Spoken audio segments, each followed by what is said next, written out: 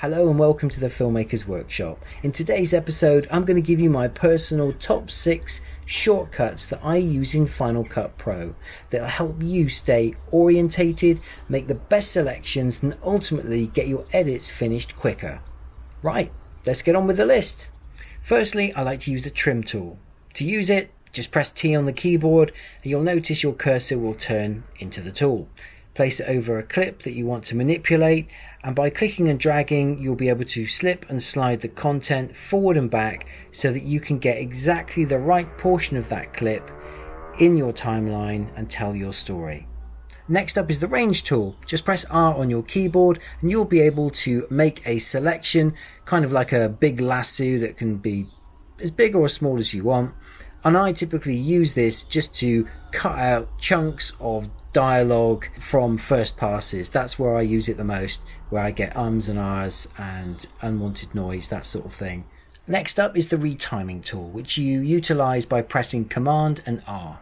When you do this, above the clip you'll get a little box pop up showing you how fast the clip is playing back. 100% is full speed, and if you're anything like me, you'll shoot your B-roll at 50 frames a second or 60. That'll give you the opportunity to slow it down by a half, thus giving you the option to bridge longer and shorter gaps. You'll be able to at least double the size of the clip if you need it when bridging between all of your cuts in your A-roll.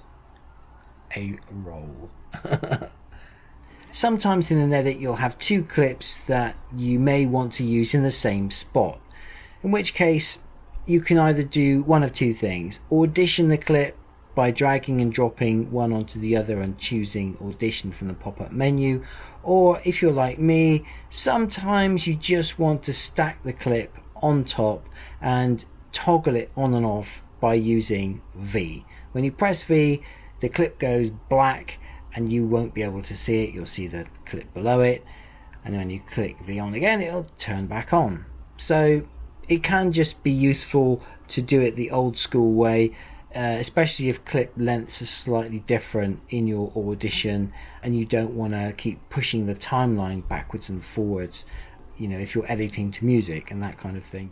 As you work through your edit, you'll be zooming in and out in order to do operations on parts of the edit. Now, a quick way just to zoom out completely and see the whole timeline is to press Shift Z. I use it all the time. You're done. The final shortcut that I use all the time are the up and down arrows.